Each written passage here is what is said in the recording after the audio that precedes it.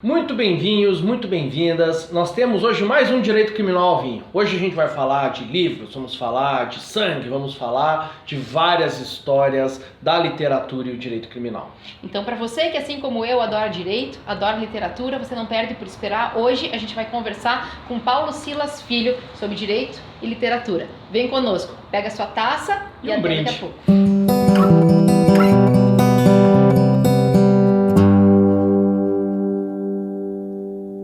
Olá, muito obrigada mais uma vez pela presença de vocês. Hoje o nosso episódio vai falar de duas coisas que eu particularmente tenho adoração: direito penal e literatura. E então a gente vai receber um grande amigo, uma pessoa sensacional, que é o Paulo Silas. Paulo, muito obrigada por você ter aceitado o convite, por estar aqui conosco. E eu queria que você começasse se apresentando para o nosso público, para a nossa plateia que está em casa.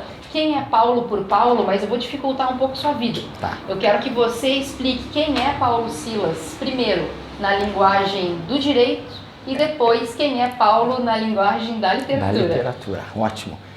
Uma satisfação tremenda estar aqui, agradeço a oportunidade e o projeto fantástico de vocês, né? Obrigada. E, enfim, quem que é Paulo na linguagem do direito?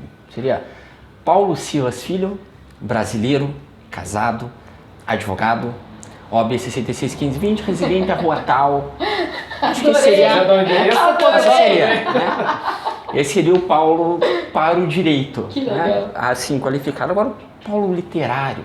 O Paulo literário é um Paulo tal qual somos, um Paulo pensador, um Paulo que finge entender das coisas, mas no fundo tem aquele conflito interno, de tipo, será que eu estou no caminho certo?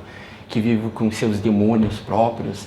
Enfim, que vive naquele conflito, naquela angústia do ser humano, mas que a nossa casca a gente tem que transparecer outra coisa. Né? Mas esperando que apostando no caminho certo, no direcionamento correto. Que legal. Paulo, dá para dizer, tem o Paulo advogado e o Paulo amante da literatura. Tem algum livro em especial que fez com que o Paulo lesse e resolvesse ir para o lado do direito? Pro lado do direito, eu lembro que no início, o clássico, né, já que a gente está falando de livros do direito clássico, acho que talvez o Processo do Franz Kafka. Foi por indicação de um amigo que não era do direito, acho que eu tinha começado a faculdade, ainda comecei a faculdade meio que por começar no direito, né? Então eu não entrei no direito abraçando o direito, aprendi a gostar, logo no primeiro ano me apaixonei, mas acho que o processo foi bom porque do Franz Kafka traz, enfim, todo aquele choque do indivíduo, não nós, né, que estamos na área acostumados com aqueles jargões técnicos, que às vezes até para nós são incompreensível, mas para o cidadão comum que precisa lidar com a burocracia estatal. E enfim, e tá aí a figura do Joseph K., sofre do início ao fim. E enfim, é um livro fantástico para os amantes e para os não amantes do direito. E Paulo, a gente tem visto muita gente criticar a linguagem que nós, juristas, utilizamos, porque isso promove uma espécie de um encastelamento, vamos dizer assim, né? A gente acaba se tornando inacessível para quem é, de fato, o julgado no direito penal ou para quem é a parte no direito civil e assim por diante. Como que você vê essa situação? Como que você vê essa linguagem no direito? Você vê isso de uma fase, de um ponto de vista crítico, ou você acha que é necessário ter uma técnica? Como que você vê essa linguagem do direito?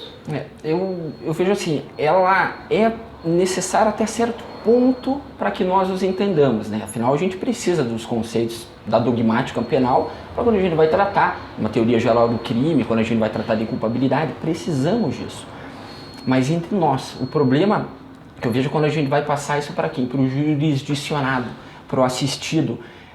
Aí é o que eu vejo onde está a grande dificuldade. E da perspectiva do advogado, às vezes nós, o contato com o próprio cliente, né? A gente acaba esquecendo que a gente está lidando com alguém que não é do direito e passa a explicar como que vai funcionar o processo, algum termo da denúncia, com jargão técnico. Né? A gente esquece, poxa, a gente não está falando entre nós, está falando com o cliente, com o assistido, ele precisa que aquilo seja traduzido. E esse eu acho que é um ponto falho do direito, em que a gente acaba, como você bem disse, Marão, se enclausurando, né? Erigindo nosso próprio castelo, e esquece que a gente lida com pessoas que não conhecem esse nosso jargão técnico. Sabe que é engraçado, eu vou dividir uma situação, eu fui fazer um júri aqui em Curitiba, fui nomeada pelo juiz, então era uma defesa dativa, um réu, uma pessoa mais simples, assim, e aí ele do meu lado, e aí o juiz pediu que todos se levantassem, que ele ia ler a decisão, e até então o réu ele não sabia se tinha sido absolvido ou condenado, nada assim, e ele então nervoso do meu lado, e aí o juiz começou a ler em alto e bom tom e disse: portanto, julgo nesses termos improcedente o pleito acusatório, enfim. E ele continuou assim, com o mesmo rosto. Aí eu olhei pra ele e falei: olha, que bom, enfim. Ele falou: que bom o quê? Eu falei: tá absolvido? E ele: como foi absolvido? Eu falei: julgo improcedente o pleito acusatório. Mas claro que ele não ia entender, né? Então, assim, até ele entender que tinha sido absolvido, foi um custo justamente por conta dessa dificuldade de linguagem, né? Paulo, antes aqui a gente estava conversando e a gente estava falando do Apanhador do Campo de Centeios, que é um livro que é famoso por ser um livro de cabeceira de psicopatas, né? Famoso por motivos errados. Por motivos errados.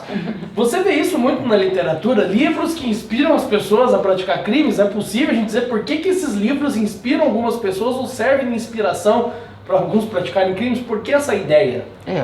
A ideia por trás, não vejo como uma literatura pode influenciar alguém para o mal, e nem, né, eu já fui muito entusiasta da ideia de influenciar para o bem, hoje nem influenciar para o bem, humaniza.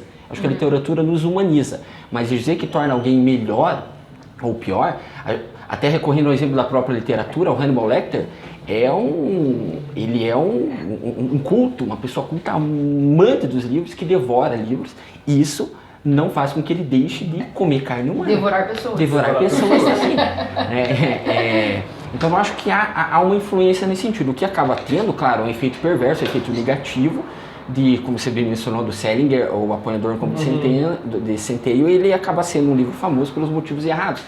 É uma espécie, acaba criando em contrapartida, eventualmente, uma espécie de patrulhamento jurídico, tratando já de uma relação direito e literatura, um patrulhamento jurídico sobre obras literárias. E você pode explicar para o nosso pessoal que está assistindo a gente por que é um livro, qual é a história do livro e por que ele é um livro que é conhecido pelos motivos errados? Pelo fato, assim, o assassino do John Lennon, acho que é o caso mais clássico, né? O assassino do John Lennon era o livro de cabeceira dele, né? Sendo o livro de cabeceira dele, veja, é um caso claro, o cara assassinou o John Lennon, uma personalidade, talvez o assassino uma espécie de iconoclasta, enfim, qualquer que tenha sido a motivação de fato real do crime. Esse é um exemplo agora que eu recordo de cabeça, um exemplo concreto, mas é um livro que costuma ser apontado como de cabeceira de pessoas que cometem atrocidades, homicídio, criminosos, né, com toda a problematização que a gente pode utilizar aqui em cima do termo criminoso, mas enfim, alguém que é acusado da prática de um ato perverso, e esse é um livro que geralmente aparece na cabeceira dessas pessoas. E Paulo, você disse que não acredita que a literatura é capaz de influenciar alguém negativamente e nem tampouco mais você acredita que pode influenciar positivamente, mas é claro, a gente não pode menosprezar que a literatura tem um papel bastante importante, eu sei que você compartilha dessa ideia, e eu queria saber, para o público que está nos ouvindo, o que a literatura pode, por exemplo, contribuir para alguém que decide ser advogado criminalista? Ótimo. Bendito, né? É não tornar a pessoa mais boa, né? Nesse sentido que eu acho que a literatura não torna a pessoa mais boa ou mais ruim, mas nada muda o fato de que contribui e muito para a formação nossa do caráter humano, para a formação do indivíduo em si. E nós, na advocacia, desse trato próprio com o cliente, no primeiro momento, né? Para a gente ter noção que nós não façamos parte daquele aparato estatal que o Joseph K. sofre em o processo, né? Para que a gente não faça parte daquela burocracia estatal que faz com que a pessoa não sofra com as amarras, com as amarguras do processo. E, enfim, ter em conta que estamos lidando com pessoas. Então, até na própria redação da nossa peça, talvez, né? A gente precisa daquela linguagem, claro, precisamos ser uma linguagem polida. Isso, a literatura, tá aí outro benefício da literatura, nos auxilia nessa linguagem polida, mas a gente precisa daquela linguagem truncada do direito, de fato, que às vezes a gente tem que ler, reler. A gente já sabe já a dificuldade de nós, dos promotores, dos juízes, lerem nossas petições, a gente pode facilitar um pouco. Né? Eu tenho falado bastante isso com os meus alunos do curso de prática na advocacia criminal, que a petição ela nada mais é do que uma carta que você manda para o juiz. e ela deveria ser encarada assim. Então, às vezes, eu usei uma vez e me tiraram muito sarro por conta disso. Eu tinha feito um pedido, o juiz deferiu, eu tive que refazer o pedido porque não deu certo a data, enfim, que ele tinha me deferido. E aí, no final, eu escrevi algo mais ou menos assim: termos em que já constrangida pede deferimento. Aí todo mundo, meu Deus, Maria, mas termos que já constrangida pede deferimento? Eu falei, mas eu tô constrangida. Eles disseram assim, mas precisa escrever assim, precisa, porque se eu tô me sentindo assim, eu quero que ele saiba que eu tô me sentindo assim. Então eu não vejo nenhum problema em a gente, claro, a gente tá falando de dilemas humanos ali, né? Sim. Tornar mais humano esse ponto. É uma inovação até onde se é permitido, né, dentro do próprio atuar ético nosso, mas é necessário, né? É necessário a gente oxigenar a nossa própria escrita, nós enquanto advogados, nós enquanto, enfim, nós do direito como um todo, a gente precisa possamos dar uma brechinha para a literatura, para acalentar nosso coração, que isso traduza na escrita das nossas peças. Sim, sim. E Paulo, dentro aí da literatura, você poderia indicar para nós alguns livros que tratam de histórias de crimes que possam ser interessantes aí para os nossos e explicar o porquê? Acho que talvez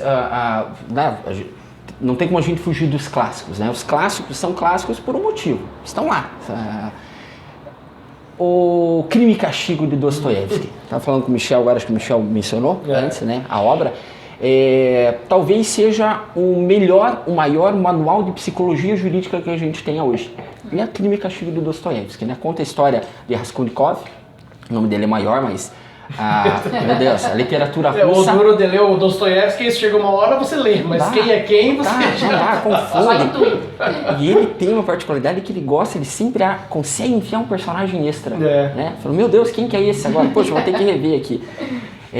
Mas Raskolnikov, que é o protagonista da obra, ele passa por um dilema interno fantástico do ponto de vista literário, em que ele mata uma jota, ele tem a ideia de matar uma velha jota, só que ele internaliza aquilo que com isso ele vai estar salvando o mundo. Ele vê isso como algo bom, como necessário, uma filosofia própria de vida que ele faz. Ele acaba matando ela e acaba surgindo uma segunda pessoa, ele acaba matando essa segunda pessoa também. Ele rouba os objetos da jota, não faz uso desses bens, ele enterra sob uma pedra. E o livro todo, um calhamaço do livro, fantástico, e vale cada página ali, leiam, quem não leu, o Crime e Castigo de Dostoiévski. Enfim, é esse dilema interno dele, ou seja, o que eu fiz é um ato moral justificável? Eu acho que o que ele busca responder, Dostoiévski, através do seu personagem Raskolnikov, é se o crime praticado pelo protagonista é um ato moral justificável. No final... Passa muita angústia, é um livro que você... E a redenção dele não vem pela pena. Não vem pela pena. Aí já fizeram spoiler, né? Mas não vem pela pena. Pode vir o cara vai ler aquele chumaço pra daí no final vocês fazerem spoiler. Pra saber que pode matar outra pessoa e se redimir por isso. E Paulo, você dividiu com a gente então o livro que inspirou você ao direito. Agora deu alguma dica pro pessoal que quer o direito penal, mas qual seria um livro que você, Paulo, acha que você leu e te mudou como pessoa? Que você leu e falou, eu vou ser antes desse livro e depois desse livro. Porque tem alguns livros que marcam a gente nesse sentido. Qual foi esse livro para você? Tem talvez algo que é um livro apontado como um livro adolescente, Joyce Gardner, O Mundo de Sofia. Poxa, é um livro maravilhoso, fantástico. E vejo, no que eu vejo que mudou? No amor, na busca pelo conhecimento.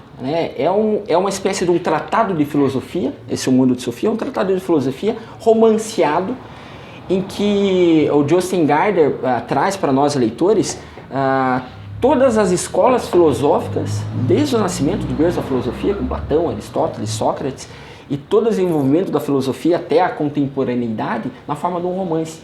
Cativa, encanta, nos agrilhoa de uma maneira fantástica, excelente. Então, independente da idade, né, criança, adolescente, adulto... E você pode reler, porque eu li pequena esse livro. Pequena, eu digo assim, uns 13 anos eu tinha. Se eu for ler agora, certamente vai ser outro livro. Então, tem alguns livros, muitos livros, que têm essa característica. Paulo, uma outra coisa, porque eu vou usar você até de, assim, conselheiro.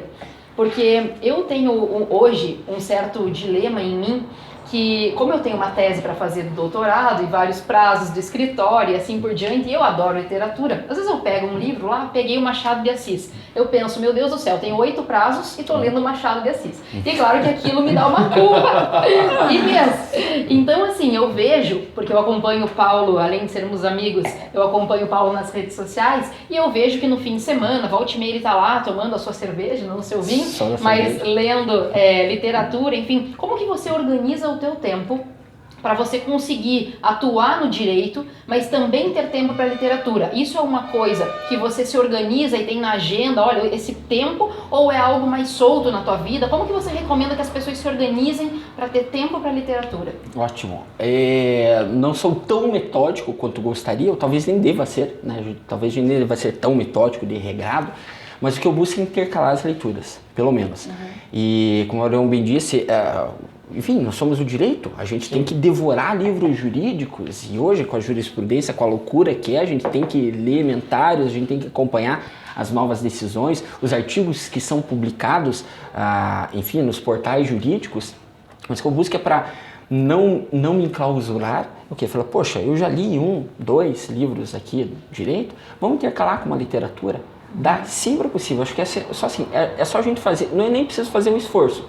É só a gente ver, veja, se o último livro que eu li foi agora, eu li o Luke Hussmann recentemente, As Penas Perdidas, poxa, li um livro bacana, né, uma proposta abolicionista, vamos para uma literatura agora, vamos. Depois fui para Freud, depois voltei para literatura, então bacana, eu procuro sempre estar intercalando. E um livro por vez? Ou você lê vários ao mesmo tempo? Tem gente que lê vários livros ao mesmo tempo. Eu 2. Eu acho que eu fico como você, Michel. Eu fico geralmente ali na média dos direito dois. e de literatura juntos. Né?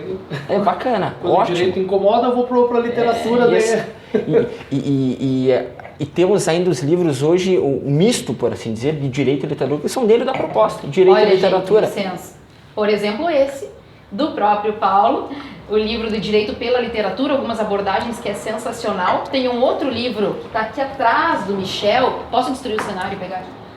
Ai, esse livro, Direito e Literatura, que também tem alguns artigos, um que o Paulo me convidou gentilmente para escrever, tem um artiguinho meu aí, vale, e outros só, de muita... Né? Vale só pela participação na Maria. Jamais, mas gentil como sempre. Mas enfim, esse tipo de livro é sensacional, porque essa enfim, cruzada entre a literatura e o direito penal sempre fornece, enfim, muita coisa boa. O outro ponto é a questão da rede social, que eu vejo que é algo que atrapalha, claro, que tem toda uma importância, a gente tem acesso a tudo em tempo, enfim, recorde hoje, mas sem dúvida também as redes sociais nos tirou tempo de leitura. Isso também é nítido para você? Antigamente, assim, eu deitava na minha cama, pegava um livro, falava, vou ler aqui 20 páginas antes de dormir, e agora eu falo, agora eu vou dar uma roladinha no Face e no Insta antes de dormir. Eu me odeio por isso. Então, assim, como que você vê essa questão das redes sociais e se isso atrapalha ou não a leitura? Veja, eu acho que a gente não consegue fugir disso, né? A gente vicia na coisa, né? Então, claro, é bacana que a gente critica, mas acaba sendo uma autocrítica nossa. Eu acho importante, porque ali pelas redes sociais, hoje Facebook, Instagram, enfim, a gente tem um contato entre nós, né? Tem contato com amigos, contato com leitores, contato com autores, então eu não vejo como de tudo ruim, não. O problema é a gente tentar manter um autocontrole, né? Porque de fato a gente tira aquele tempo ali que já nos é custoso conseguir um tempo no dia, na nossa agenda, para conseguir ler, seja quando acorda, antes de dormir, no meio do dia, indo para o trabalho, qualquer lugar que eu seja, sempre dá tempo. Tempo existe. Quem diz que não lê porque não tem tempo, está mentindo. Só não encontrou o tempo. Basta achar que encontra. Mas a gente buscar intercalar também. Deu aquela olhadinha, dá uma segurada. Porque realmente, às vezes eu chego e falo, poxa, 50 páginas, 40, poxa, saco o celular aqui, vamos ver. A gente acaba sendo vítima disso. Acabamos sendo. Paulo, eu tô vendo aqui o teu livro, e daí tem alguns autores que me chamaram a atenção, são autores que eu gosto muito, né? Primeiro o John Grisham, né, que é para quem é do direito penal, apesar de ser um estadunidense, um americano. Sensacional. Né, eu lembro que eu li ele a primeira vez com 18 anos com aquele livro A Firma, né, que era uma firma de advogado tributário. Sempre acho que os picaretas são os criminalistas, né, o pessoal, mas... Vamos ler esse livro. Esse livro é um tributarista, né? Então, me conta uma coisa... parece uma impressão minha, mas os livros do Grisham sempre tem muita questão da justiça envolvida. A questão de justiça que eu digo. O que é o justo? Correto. Porque são julgamentos que têm erros, que têm questões pessoais, né? Você acha que na literatura em geral, o sentimento do que é justo é o que norteia quem resolve enveredar para essa questão de escrever sobre crimes, escrever sobre julgamentos, escrever, enfim, sobre essas circunstâncias que envolvem a decisão do ser humano ou de um envolvimento do ser humano com crime? Acho que acaba tendo, se não explicitamente, né, bacana o ponto que você levantou, talvez implicitamente sempre esteja ali. Né?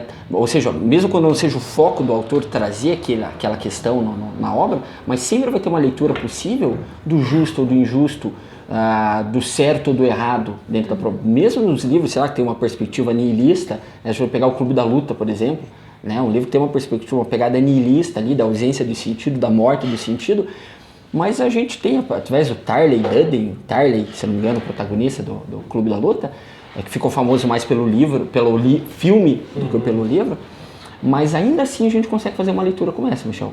Gostei, saiu daqui com uma reflexão, uma provocação por parte de ti, fantástico. Paulo, outra coisa que eu queria saber, nós temos em comum, nós três aqui, além do amor pelo direito penal e do amor pela literatura, somos os três professores. Eu sei que você tem trabalhado nos últimos tempos com a relação da literatura no papel para o ensino, né? Então, assim, o que a literatura pode contribuir para um professor? O que você nos diria? Qual é o papel da literatura para alguém que quer ser um bom professor? Eu acho que é primordial, né? A gente tem todo um movimento, temos direito e literatura, um movimento mundial que no Brasil tem crescido grandemente.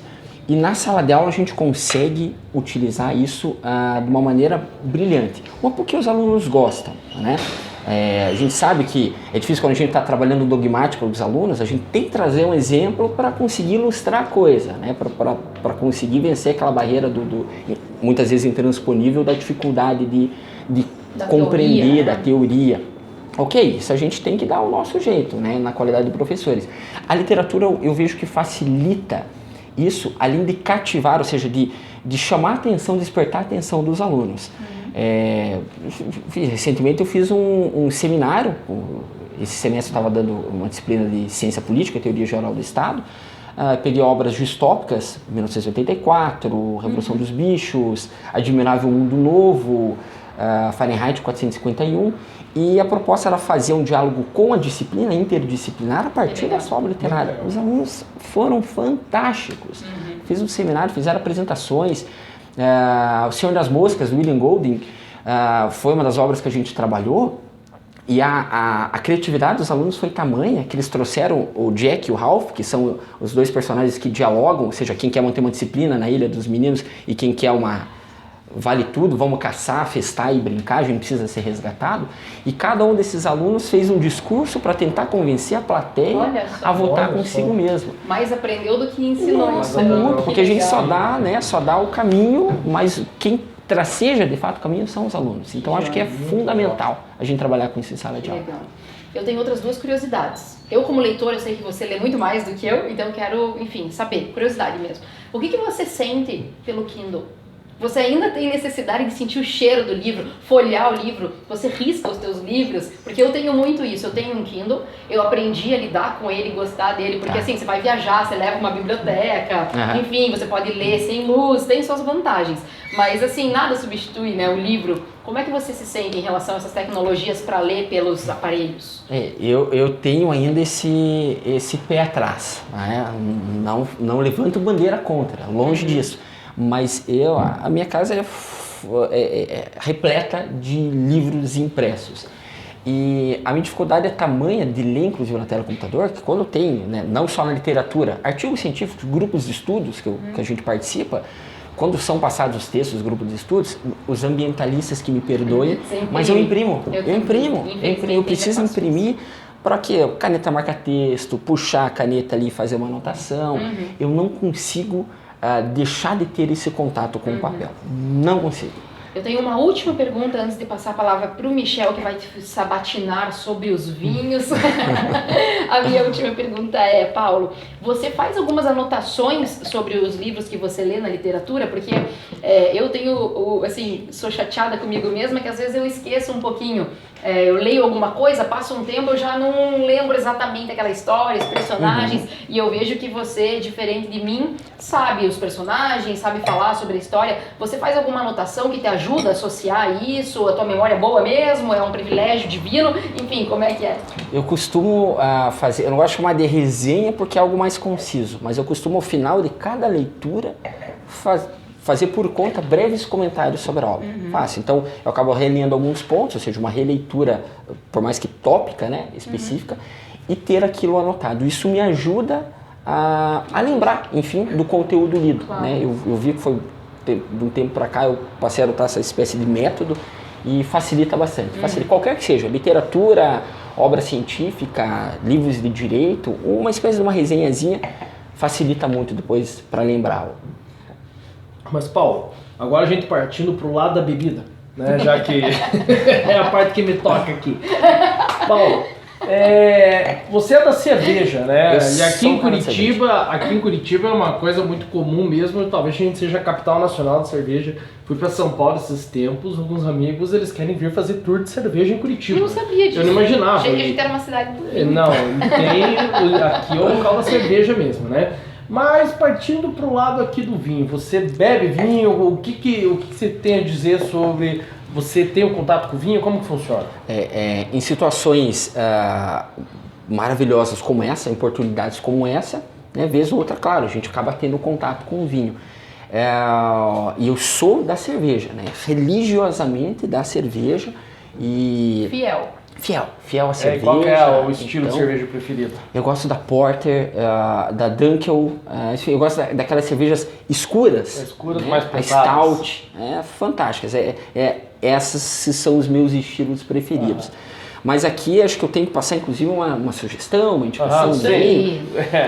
Eu vou passar com base num evento que me marcou, já que como eu tenho contato com o vinho em situações, em reuniões com amigos, como essa, em que não sou nunca eu quem apresenta o vinho, eu sou apresentado ao vinho. Foi um jantar na época do mestrado com o professor Luiz Fernando Coelho. Ele deu um jantar na casa dele e caiu na besteira, coitado, de liberar a adega. Ele falou, vocês, alunos, a gente estava em 10, vocês pegam o que vocês quiserem. Uma adega fantástica, né? Claro fazer esse mestrado aí. Claro que exageramos. Então vou falar da parte que a gente lembra ainda. O vinho que foi o primeiro que foi servido é o Alma Negra. Alma Negra, né? E eu lembro que rolou uma discussão em torno desse vinho, porque parece que a safra não é revelada. As uvas não são reveladas, né? É um vinho secreto. Está escrito mistério, onde é o local da uva. Então acho que isso me marcou. Tem um lance literário nesse vinho aí também. Tem um quezinho literário. Na verdade é um Cabernet Malbec, né? Porra, Michel! Já que é spoiler, é um Cabernet Malbec. Senão vai que alguém quer impressionar hoje alguém, não, acho que é um Cabernet Malbec, então... Fica esse, um vinho aí que marcou. É muito bom esse, mas é um vinho perfeito, muito bom. Paulo, no mais a gente só quer agradecer a sua presença aqui. Você é um amigo muito querido para mim, você é sempre muito gentil. O Paulo sempre atende a todos os pedidos, sempre tem convites gentis a mim. Eu te agradeço publicamente agora pela amizade e por isso. Obrigada por ter aceitado mais esse desafio e dividir com a gente aí um pouquinho do seu conhecimento, que é bastante vasto, sobre literatura e direito. Obrigada, Paulo. Eu que agradeço a oportunidade de aqui estar. Isso aí, pessoal. Um brinde a todos e até o próximo.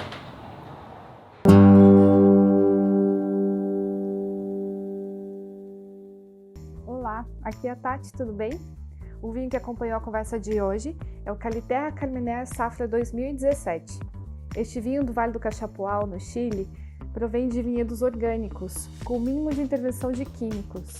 É um vinho bastante interessante. Ele tem um frutado do Carmener, um frutado bem intenso, possui passagem por barriga de até 8 meses, ele é persistente na boca e tem uma cor de framboesa incrível na taça. É um vinho que não nasceu para ser protagonista, mas ele acompanha conversas deliciosas sobre o livro que você mais gostou de ler, sobre um filme com os amigos. Vale muito a pena tomar esse vinho para esses momentos e possui o selo verde da Gaba. dica. Fala. Alô, galerinha do YouTube. 3, 2, 1. Hoje vamos apresentar Paulo Silas Filho para falar um pouquinho com a gente sobre direito penal e literatura. Aqui. Não, corta. Ficou muito bom. Não ficou nada bom. Não, o Michel, não tô falando de você.